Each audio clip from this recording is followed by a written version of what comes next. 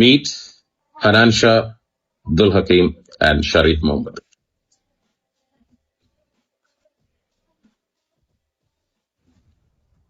This video is not a defamation.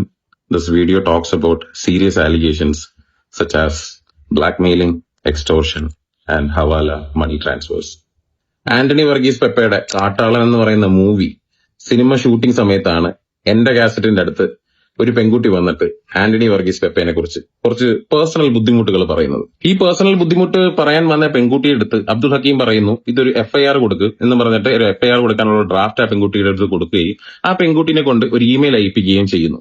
അതിനുശേഷം ആ ഇമെയിലും ആ പെൺകുട്ടിയുടെ പരാതിയും വെച്ചിട്ട് ഹക്കീം ഇൻസ്റ്റാഗ്രാമിൽ ഒരു സ്റ്റോറി ഇടുന്നു ആന്റണി വർഗീസ് പെപ്പേനെ കുറിച്ചിട്ട്. എന്നിട്ട് ഈ ഇട്ടിരിക്കുന്ന സ്റ്റോറീസും ഇതിന്റെ പേരിൽ കൊടുത്തിട്ടുള്ള കേസുകളും റിമൂവ് ചെയ്യുകയും ഇനി പെപ്പെ എന്ന് പറയുന്ന വ്യക്തിയോട് ഇങ്ങനെ ഒരു പ്രശ്നവും ഉണ്ടാക്കില്ല എന്ന് പറഞ്ഞിട്ടുള്ള ഒരു സ്ക്രിപ്റ്റ് ആ പെൺകുട്ടീനെ കൊണ്ട് പറയിപ്പിക്കുകയും ചെയ്തിട്ട് 25 ലക്ഷം രൂപയാണ് എന്റെ കാസറ്റ് അഥവാ അബ്ദുൽ ഹക്കീം മേടിച്ചിരിക്കുന്നത്. ഹക്കീം പറയുന്ന പോലെ കാര്യങ്ങൾ നടന്നു കഴിഞ്ഞാൽ പെപ്പയും പിന്നെ ആൾക്കാരുമായിട്ടൊന്നും പ്രശ്നമില്ല എന്ന് പറയുന്ന ഒരു മെസ്സേജ് ഹക്കീമിന് അയച്ചിട്ടുണ്ടായിരുന്നു. എനിക്ക് ഒരു മലയാളത്തില് എഴുതി തന്ന നീ ഇതേപോലെ വോയിസ് അയക്കണം, ഞാൻ അതേപോലെ തന്നെ ഇനിയൊരു ഇഷ്യൂസ് ഉണ്ടാവത്തില്ല, ഞാനും എന്താ വിചാരിക്കുന്ന പൈസ വാങ്ങിക്കത്തില്ല, നമ്മൾ അങ്ങനെ മൈൻഡിൽ പോലും അൾട്ടീരിയർ മോട്ടീവും താങ്കൾക്ക് തോന്നിയില്ലേ? ഇല്ല, എനിക്കൊന്നും തോന്നിയില്ല. കാരണം ഞാൻ ഇവനെ വിശ്വസിച്ചിട്ടുണ്ട്. കാരണം ഇവനെ എനിക്ക് മുന്നേ അറിയാമായിരുന്നു. ഇവൻ അങ്ങനെ പൈസ വാങ്ങും, ഇത്രയും വലിയ എമൗണ്ട് ഒക്കെ വാങ്ങുമെന്ന് എനിക്കൊരു എന്റെ മൈൻഡിൽ പോലും പോകുന്നില്ല. ഇതിനകത്ത് മീഡിയേറ്റർ ആയിട്ട് നിന്നിട്ടുള്ളത് അബ്ദുൽ ഹക്കീമിന്റെ കൂട്ടുകാരനായിട്ടുള്ള ഹനാൻ ഷാ. ഈ പൈസ പോയിരിക്കുന്നത് ഈ പറയുന്ന ഹനാൻ ഷായുടെ കൂട്ടുകാരനായിട്ടുള്ള സവാദിന്റെ അക്കൗണ്ടിലേക്ക്. ഹനാൻ ഷാന്റെ ഫ്രണ്ട് അല്ലേ ഈ സവാദ്? അങ്ങനല്ലേ എനിക്ക്? അതെ അല്ലേ? ഒന്ന് പോയിരിക്കുന്നത് 7.5 ലക്ഷം, വീണ്ടും പോയിരിക്കുന്ന ഒരു 7.5 ലക്ഷം, അങ്ങനെ 15 ലക്ഷം, പിന്നെ 10 ലക്ഷം രൂപ ട്രാൻസ്ഫർ ചെയ്തു, ക്യാഷ് ആയിട്ട് വിഡ്രോ ചെയ്തു, ഈ പറയുന്ന സവാദിന്റെ കയ്യിൽ ക്യാഷ് ആയിട്ടും കൂടെ കൊടുത്തു. ഈ പോയിരിക്കുന്ന പൈസകളെല്ലാം വൈറ്റ് ആണ്. അതായത് ആന്റണി പെപ്പയുടെ അടുത്തുനിന്ന് 25 ലക്ഷം രൂപ പോയിരിക്കുന്ന വൈറ്റ് മണിയാണ്. പക്ഷെ ഈ പൈസ പിന്നെ എങ്ങോട്ടൊക്കെയോ പോയി. ഇത് ദുബായിലോട്ട് പോയി കുറച്ച് ഫണ്ട്, അത് പോയിരിക്കുന്നത് ഹവാല വഴി. ഇതൊക്കെ ചെയ്യുന്നത് ഇൻസ്റ്റാഗ്രാമിൽ സത്യങ്ങൾ മാത്രം പറയുന്ന ഒരു ഇൻഫ്ലുവൻസർ. സോ സ്നേഹം പരക്കട്ടെ, സ്നേഹം മാത്രം പരക്കട്ടെ.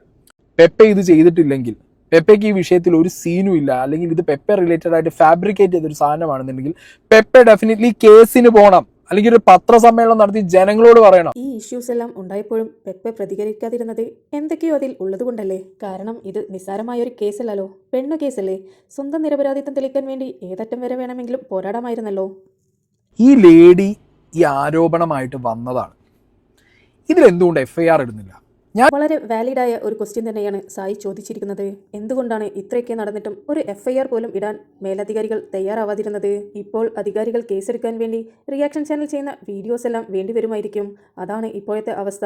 പല ആളുകളും കളിയാക്കാറുണ്ട്, ഇതെന്താ സോഷ്യൽ മീഡിയ കോടതിയാണോ എന്ന്. പല ആളുകളുടെയും കണ്ണു തുറപ്പിക്കാൻ ഇതല്ലാതെ വേറെ വഴിയില്ല.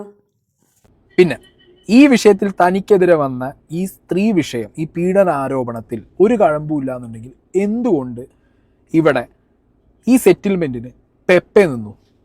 പെപ്പെ എന്തിന് 25 ലക്ഷം രൂപ കൊടുത്തു? അത് ശരിയാണ്. എന്തിനാണ് പെപ്പെ 25 ലക്ഷം രൂപ കൊടുത്ത് സെറ്റിൽമെന്റിന് വേണ്ടി പോയിരിക്കുന്നത്?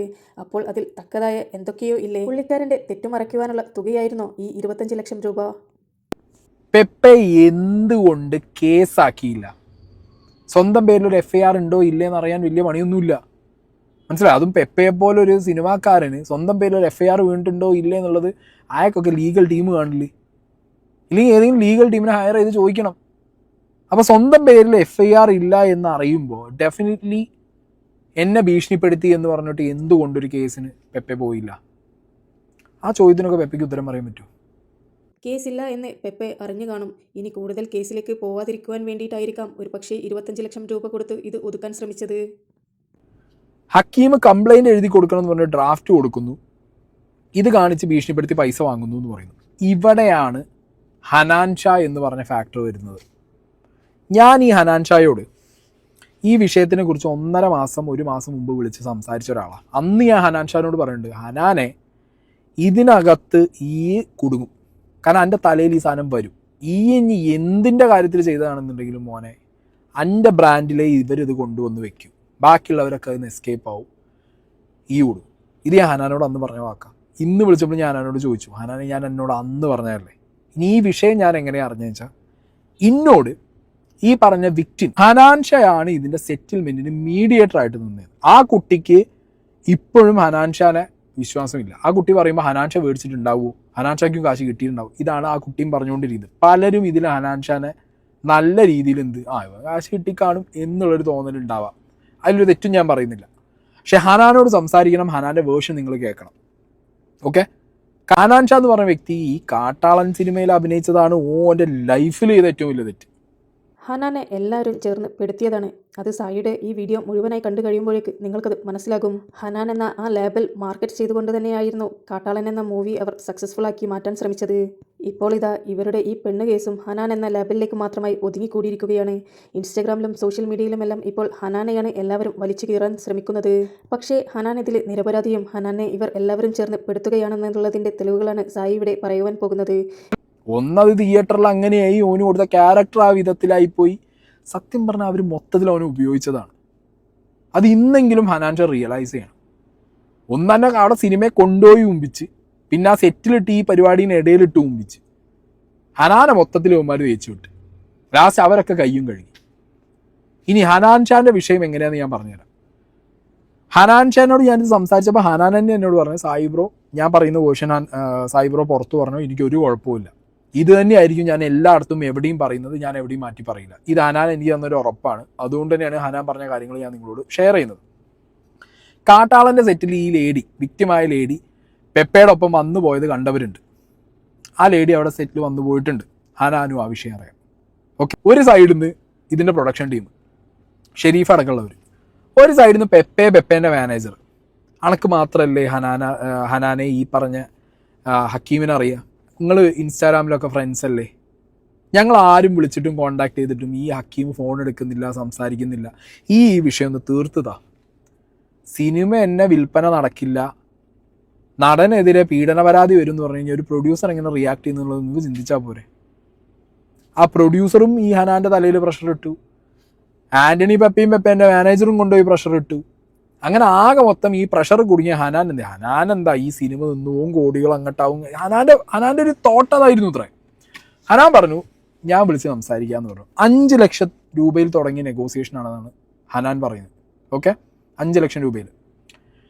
ഈ നെഗോസിയേഷൻ എന്നോട് പറഞ്ഞപ്പോൾ ഹനാൻ പറഞ്ഞത് അത് ഹക്കീമാണെന്നാണ്. പക്ഷെ ഹക്കീം ഇപ്പോൾ വരെ എന്നോട് ഡിനൈ ചെയ്യാണ് ചെയ്തത്. ഹക്കീം ചെയ്തിട്ടില്ല എന്നുള്ളത് ഹനാൻ്റെ വേർഷനാണ് ഞാൻ ഇവിടെ പറയുന്നത്.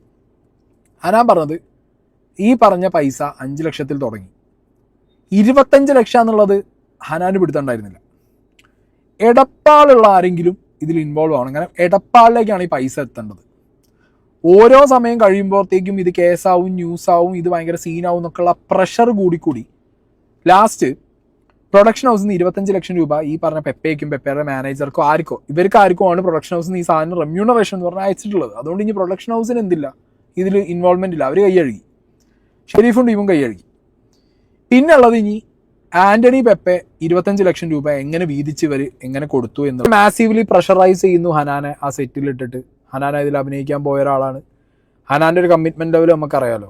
അപ്പോൾ ഇവരെല്ലാവരും കൂടി ഇട്ടിട്ട് ഇവനെ ഈ ഇത് ചെയ്യുക, അത് ചെയ്യുക, ഇല്ലെങ്കിൽ കോണ്ടാക്ട് ചെയ്യുക എന്ന് പറഞ്ഞ സമയത്ത് ഇവൻ മീഡിയേറ്റർ ആയിട്ട് നിന്നുപോയി. ഇതിനുശേഷം ഇവർക്ക് എടപ്പാളുള്ള ആരെങ്കിലും കിട്ടണം. ആർക്ക്? ഈ സിനിമേൻ്റെ ടീമിന്, അതായത് ആൻ്റണി പെപ്പയ്ക്കും പ്രൊഡക്ഷൻ ടീമിനൊക്കെ എടപ്പാളുള്ള ആരെങ്കിലും. കാരണം എടപ്പാളാണ് ഇതിൻ്റെ സെറ്റിൽമെൻറ്റ് നടത്തേണ്ടത്.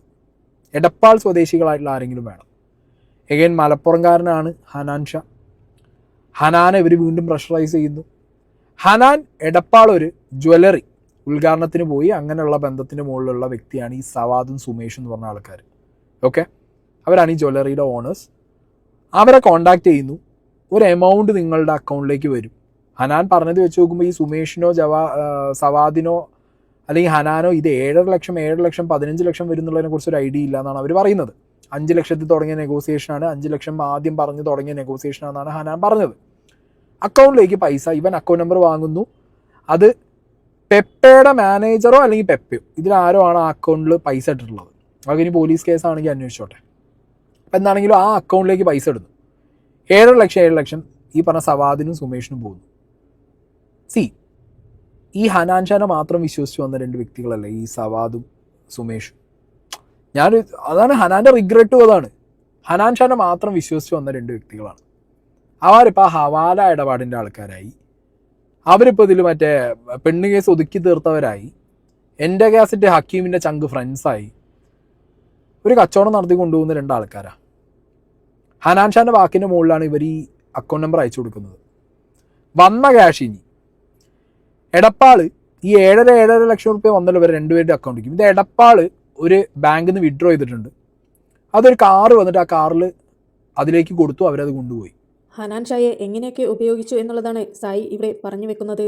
പാവം ഹനാൻ ഷായെ വിശ്വസിച്ച് വന്ന 2 സുഹൃത്തുക്കളെ കൂടി അതിലേക്ക് പിടിച്ചിടേണ്ടി വന്ന ഒരു അവസ്ഥ ഒന്ന് നോക്കിക്കേ. ഇത്രയൊക്കെ ചെയ്തിട്ട് എന്താണ് ഇപ്പോൾ സംഭവിച്ചിരിക്കുന്നത്? ആകെ മൊത്തം കുഴപ്പം ഹനാൻ ഷാക്ക് മാത്രം. പെപ്പയൊക്കെ എവിടെ പോയി? സോഷ്യൽ മീഡിയയിൽ ഇപ്പോൾ പറയുന്നത് ഹനാൻ ഷാ ഇടനില നിന്നുകൊണ്ട് പെണ്ണ് കേസ് ഒതുക്കി തീർത്തു, 25 ലക്ഷം രൂപ തട്ടാൻ വേണ്ടി ഇടനില നിന്നത് ഹനാൻ ഷാ എന്നിങ്ങനെയുള്ള പേരുകളാണല്ലോ വന്നുകൊണ്ടിരിക്കുന്നത്.